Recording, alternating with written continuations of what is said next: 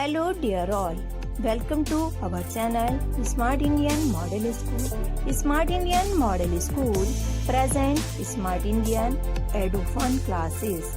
EduFun online classes includes course studies of playgroup to class 12, emotional and communication skills, happiness classes and DIY activities.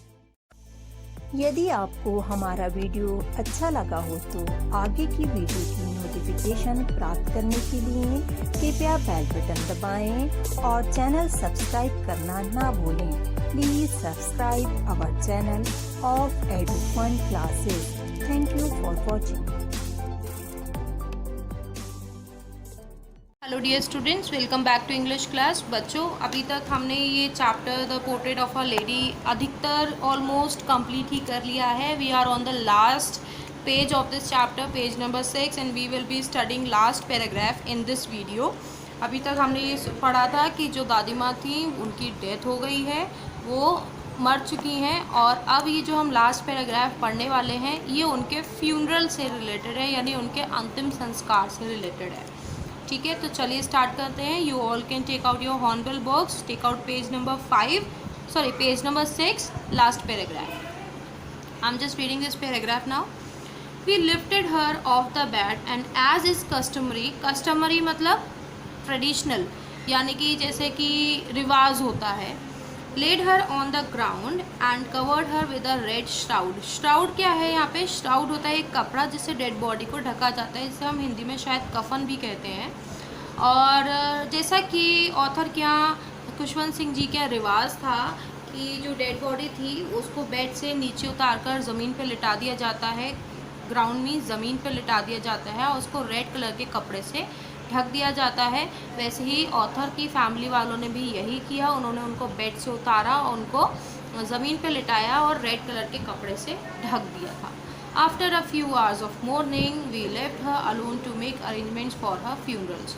Morning में शोक मनाना, funeral अंतिम संस्कार, दोनों में डिफरेंस क्या होता है? शोक हम किसी के यहाँ भी कोई डेथ हो जाती है तो डेड बॉडी के पास बैठकर कुछ लोग टाइम बिताते हैं, रोते हैं, दैट इज़ मॉर्निंग। और फ्यूनरल क्या होता है? जब हम लोग या मतलब जिस भी डेड बॉडी को शमशान घाट ले जाकर उसका अंतिम संस्कार करते हैं, दैट इज़ फ्यूनरल।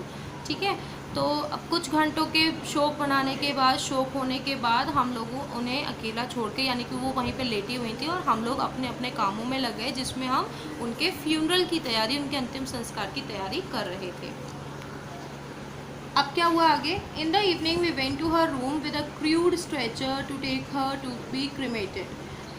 अब वो कहते हैं कि अब शाम का समय, लगभग हमें टाइम लग गया, शाम का समय होने लगा था। हम उनके रूम में, यानी कि जहाँ पे वो डेड बॉडी लेटी हुई थी, ग्रैंड माँ की डेड बॉडी रखी हुई थी जिस रूम में ज़मीन पर, वहाँ उस रूम में हम लोग गए। एक क्रूड मतलब कि एक कह सकते हैं रफली बनाया हुआ, जैसे कि डेड बॉडी किसी के यहाँ डेथ हो जाती है तो एक रफली स्ट्रेचर सा बनाया जाता है ना, जिस पे डेड बॉडी को कैरी किया जाता है, दैट इज़ क्रूड स्ट्रेचर।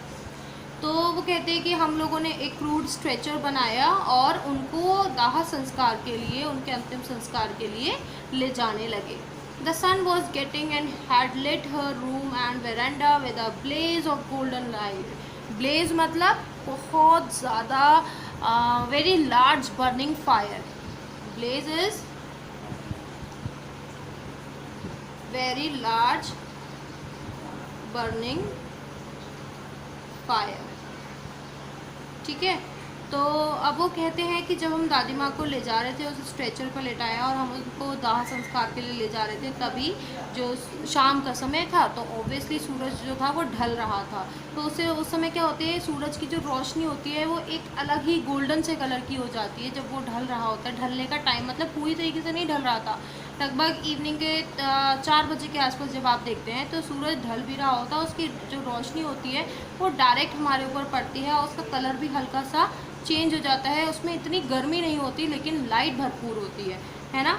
तो वो कहते हैं कि जो सन था वो हमारी दादी के रूम में, वेरांडा में एक गोल्डन कलर की लाइट ब्लो कर रहा था, यानी कि जो सूरज की रोशनी थी वो पूरी इस तरीके से हमारे कमरे में, दादी माँ के कमरे में, वेरांडा में पड़ रही थी जैसे कि किसी ने वहाँ पे गोल्डन लाइट जला दी हो।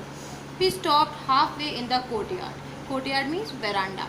तो वो कहते हैं कि हम दादी माँ को ले जा रहे थे स्ट्रेचर पे, तभी हम अचानक से आधे ही रास्ते पहुँचे थे वेरांडा तक और आधे ही वेरांडा में रुक गए। क्यों रुक गए? ऑल ओवर द वेरांडा, यानी कि पूरे वेरांडा में, and in her room right up to where she lay dead.